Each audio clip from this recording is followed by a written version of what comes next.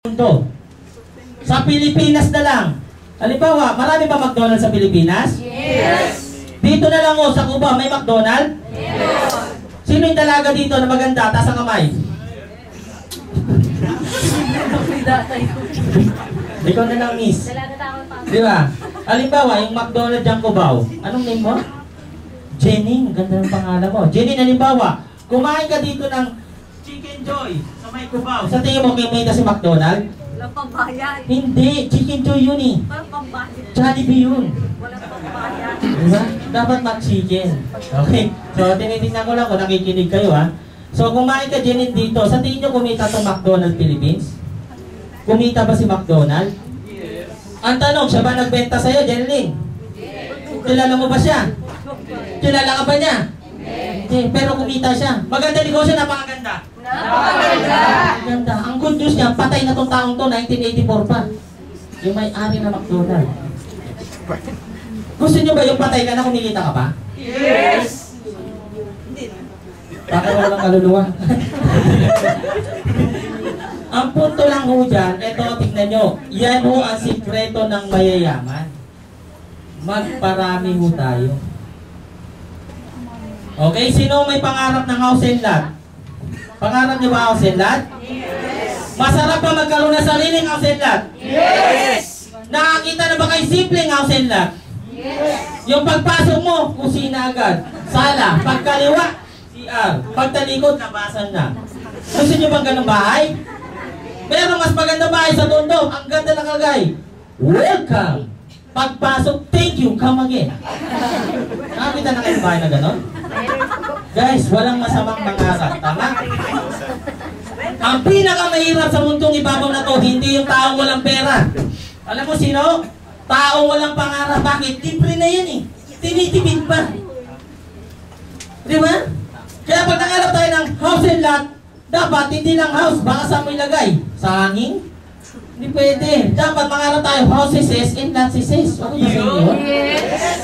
Di ba? Masarap ba maraming bahay? Yes. See? Mga magkano halaga? Dapat tagda 10 million ang isa. Ang sarap yan. Yung meron kang jacuzzi sa loob, 1 milyon yung halaga. Di ba ba yung jacuzzi? Ang sarap po ng buhay nun. Wala pa ako kaming tulog. Kagabi ho, nag-swimming lang ako kami. Kasi nakakalam sa Puntana. Sa Subic.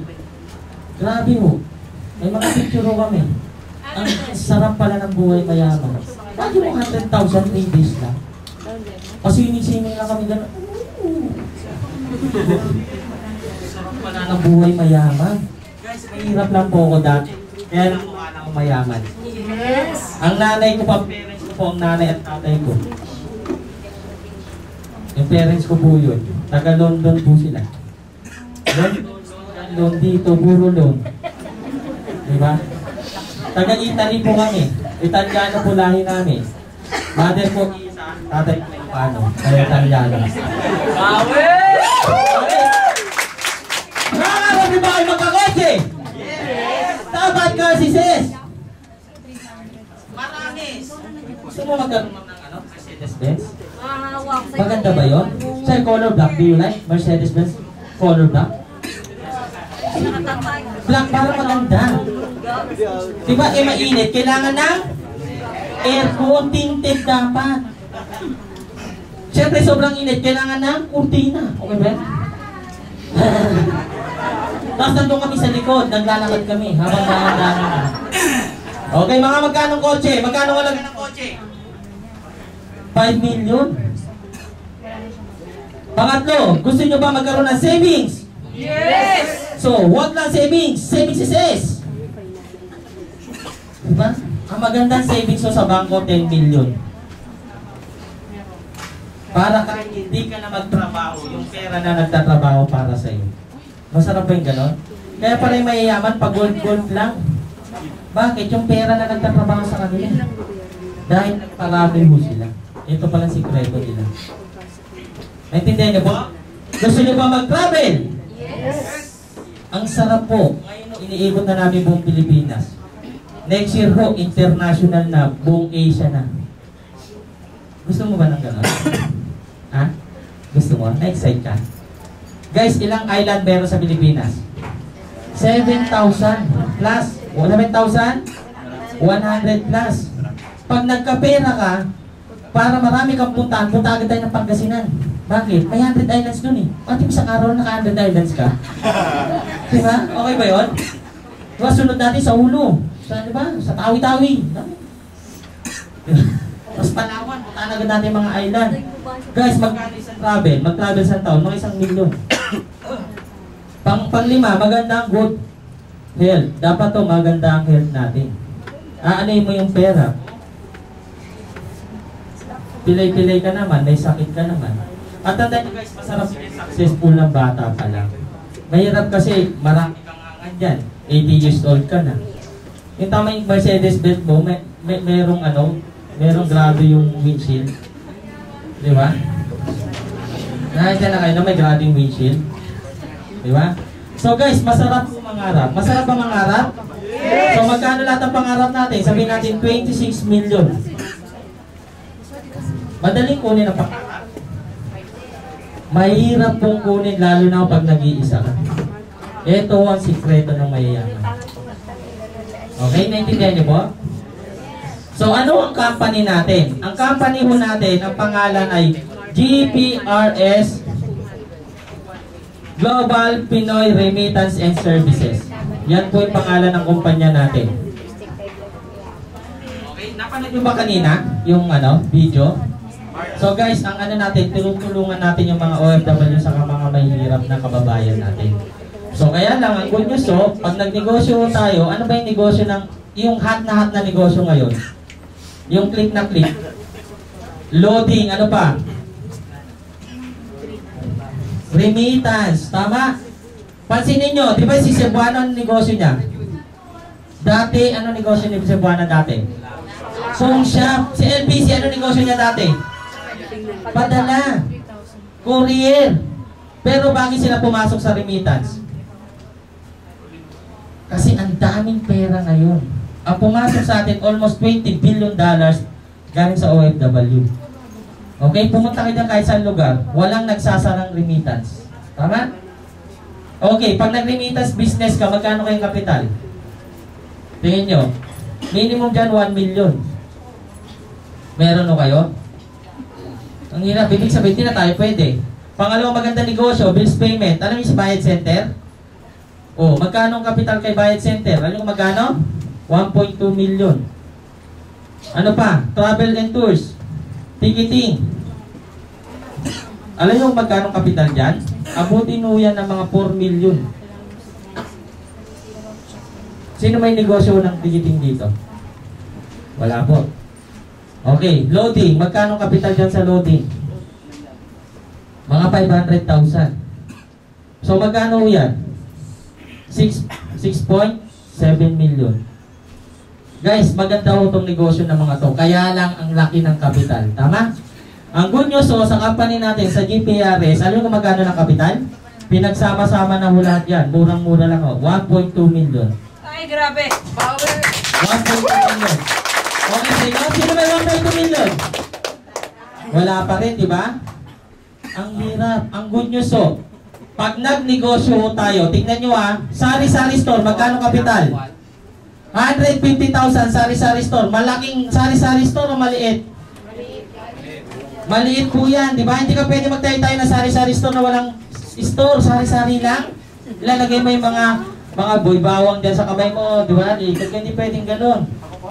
Di ba? At after 3 years, yan sari-sari store na yan. Sara-sara store na yan, sigurado. Alam bakit? May iwasan ng utang? Huwag mo pautangin kapitbahay kamag-anak mo, magagalit? Yes. Pag pinautang mo, sisingilin mo, mahiyain? Galit? Yes. Tanong, human factor, maiiwasan? Ano yung human factor? Hahanap ka ng tagabantay mo, nababantayan mo rin. Tama? Yes. Tama, pag pinabantay mo sa kamag-anak mo, kupit ka, sigurado. Tama po? At pag pinabantay mo kay Inday, good news yan. Parating yung boyfriend niya galing sa basketball, anong gagawin? Pagod, anong i-offer? Ano yung bibigay? Tubig o soft drinks? Soft drinks. Soft drinks, ang ina, hopya, siopaw? Siopaw! May yosi ba? Yes!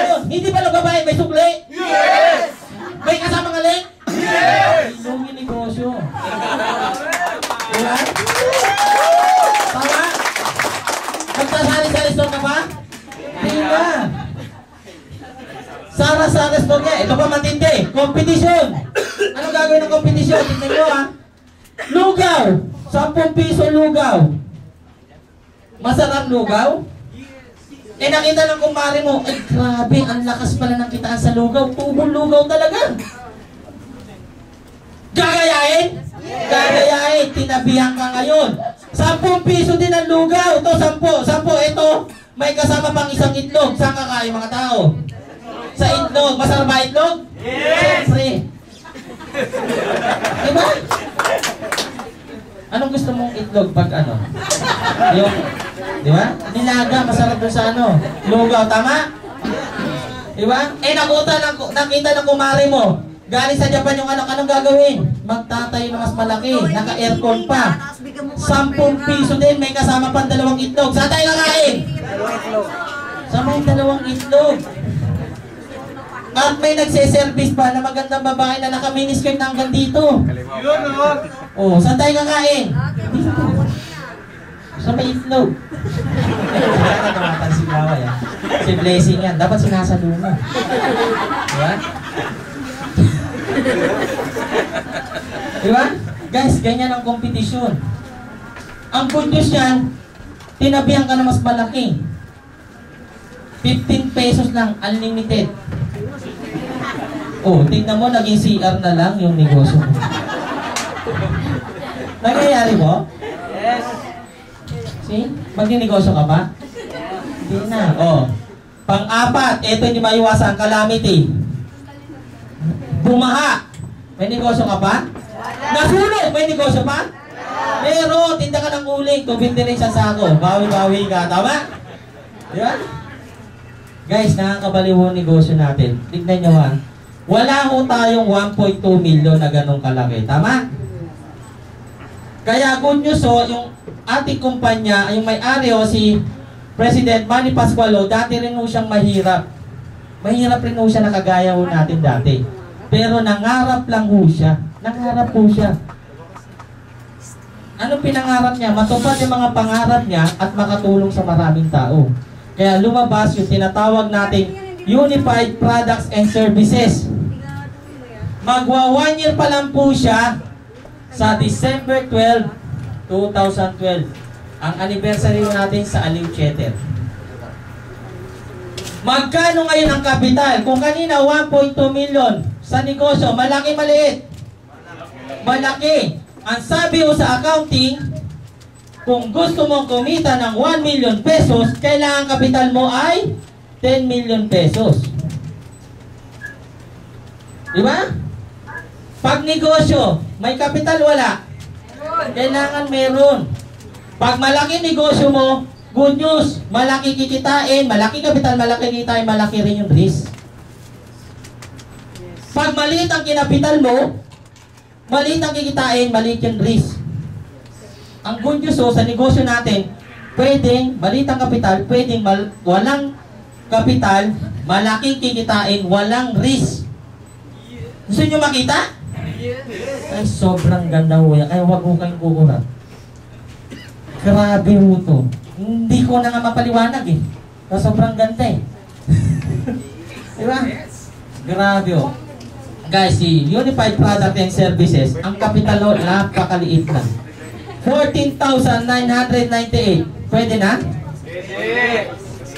Lahat ng negosyo to, meron ka. Ito lang kapital. Maliit o sobrang liit? Sobrang liit. Meron kayo? Okay lang yan. Diba ang importante, may pangarap po tayo. Pero ang good news, sabi niya paano wala akong pera? Okay lang po. Diba? Paano yung walang kapital? Laway lang puhunan. Okay lang din mo. Baldi-balding laway din babalik. Gusto niyo yun?